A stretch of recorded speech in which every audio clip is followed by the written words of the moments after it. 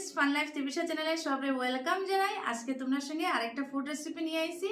তো আজকে রেসিপিটা হইল কি ক্ষীর রেসিপি। ক্ষীর সবাই নিশ্চয় নিজের নিজের ঘরে বানাও। তো আমি যেটা কইমু এইরকম বানাইয়া তোমরা কানাজিরে ভোগ লাগাইতে পারবা।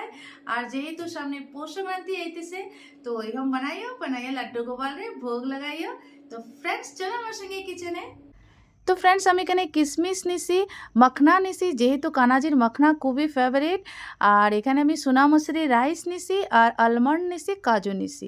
একটা প্যান বসাই দিবে, প্যানের মধ্যে একটু ঘি ডালবা 1 চামচ দিয়া মখনাগুলোরে একটু ভালোভাবে ফ্রাই করে দিবে। যত সময় না এটা ক্রাঞ্চি হয়, হাত দিয়ে প্রেস করলে ভাঙে না, অত সময় অবধি এটারে ভালোভাবে ফ্রাই করে। ফ্রেন্ডস, আমি এইগুলা বাদাম আলমন্ড যেটা এটা আমি এটারে ছোটো ছোটো করে কাটি লাইছি। তোমরা ইচ্ছা হলে নাও কাটতে পারো, মানে 1 কাঠ 2 কাঠ লাগাইলেও। আমি একদম বারিক করে হাঁটি লাইছি এটারে। আর এটা লাগে কাজুরেও আমি ছোটো ছোটো করে এরকম হাঁটি লাইছি।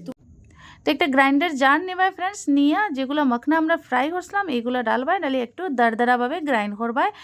এখানে সোনা মসুরি আমি রাইস নিছি। আর দেখো এরকম দারদারা গ্রাইন্ড করবাই, মখনাগুলো একদম মিহি করবাই না। আর এটা আমি নিছি গুড়ের পাউডার। যদি গুড় না থাকে ঘরে, তাইলে তোমরা চিনি এটার মধ্যে ইউজ করে দেবাই। গুড় দিলে কালারটা খুব সুন্দর হয়। আর এখানে আমি 1 লিটার দুধ নিছি। দুধটা জাল উঠাইছি আগে, জাল উঠানোর পরে এখানে আমি রাইস অ্যাড করছি। রাইসটার পরিমাণ খুব কম পরিমাণে দিবা। এখানে আমি মখনা ইউজ করবো। এখানে আমি বড় চামচ দিয়ে 4 চামচ আমি রাইস দিছি। দিয়ে রাইসটারে ভালোভাবে মিক্সড করিয়া এটার একটু সময় জাল উঠাইবা, যাতে রাইসটা ভালোভাবে বয়েল হয়ে যায়।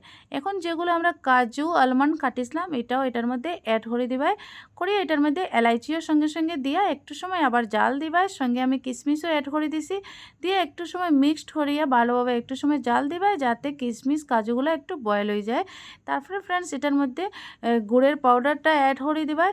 গুড়ের পাউডারটা দেওয়ার পরে একটু সময় ভালোভাবে চতুর্দিকে মিক্সড করবা এটারে। মিক্সড করার পরে জাল ওঠার সঙ্গে সঙ্গে মখনাটা দিলাইবা। মখনাটা দিয়ে বেশি সময় রাখতে লাগলো না, একটু সময় রাখলেই কমপ্লিট হয়ে যাবে। তো ফ্রেন্ডস, আমার ক্ষীর মখনা রেসিপিটা বানিয়া কমপ্লিট। তো কিরম লাগলো সবার? ওকে ফ্রেন্ডস, নেক্সট আরেকটা রেসিপি নিয়ে তোমরা সঙ্গে আইমু। Bye bye friends.